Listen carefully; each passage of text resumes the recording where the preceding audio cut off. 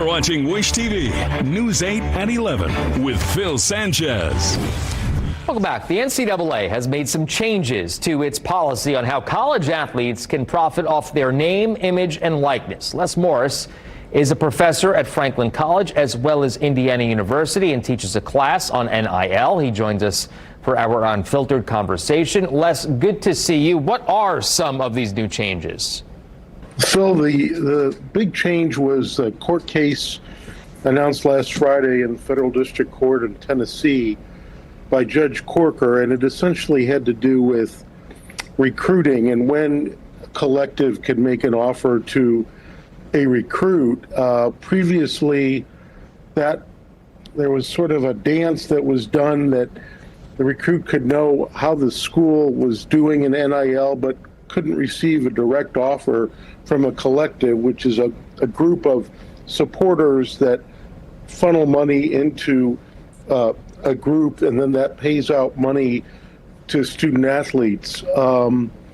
So this makes it more transparent, Phil. So essentially, I think the easiest way to understand it is now student athletes, when they're evaluating different schools to go to school and play their sport at, will have the same information that any regular student would have in terms of lining up incentives to go to that school, i.e. scholarships, grants and aid, that type of thing. It just makes the process much more transparent. Okay, so this next question is kind of twofold here, Les.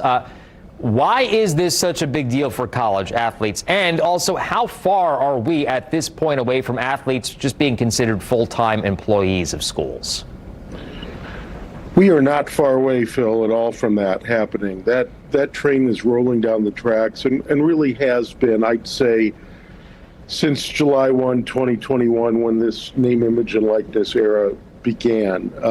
We not only see it in cases like this where the line between inducements or athletes coming to college and knowing what they can receive in terms of NIL is made even sharper.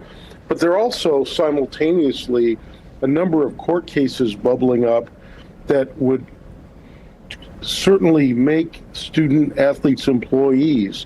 As an example, at Dartmouth, next week, the Dartmouth men's basketball team has received the okay to vote on whether to unionize next week. And then just this afternoon, it was made public that the school sent a memo to the student athletes requesting them, lobbying them in effect not to join that union. On the other side of the country, in the Los Angeles National Labor Relations Board hearing room, there's another set of athletes who want to unionize, and they're plaintiffs in a case against the Pac-12 and USC. So there's a lot going on, but all of it seems to be pointed towards the direction of making student athletes employees of universities. Very interesting stuff here, Les. Hey, listen, we just got this news today that Caitlin Clark has announced she is leaving college, heading to the WNBA. Obviously, the Fever have that #1 overall pick, so she'll be coming here to Indianapolis. She was, by all reports, making about $750,000 in NIL money. What will the impact be to her? Is she in a better position now? I would assume so, no? Yes, and feels such a unicorn in the sense that she's just off the charts in terms of popularity and market value. So she is not gonna suffer. Her popularity will skyrocket. It's a great day for Central Indiana and Indianapolis sports fans for sure. She just really transcends all things NIL because of her great drawing power. But the majority of student athletes, like I said, she's such an outlier. The majority of student athletes are certainly not in the Caitlin Clark stratosphere. Right.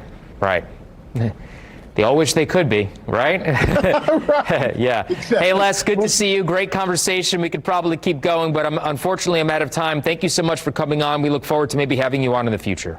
I hope so. Thanks, Phil. Thank you.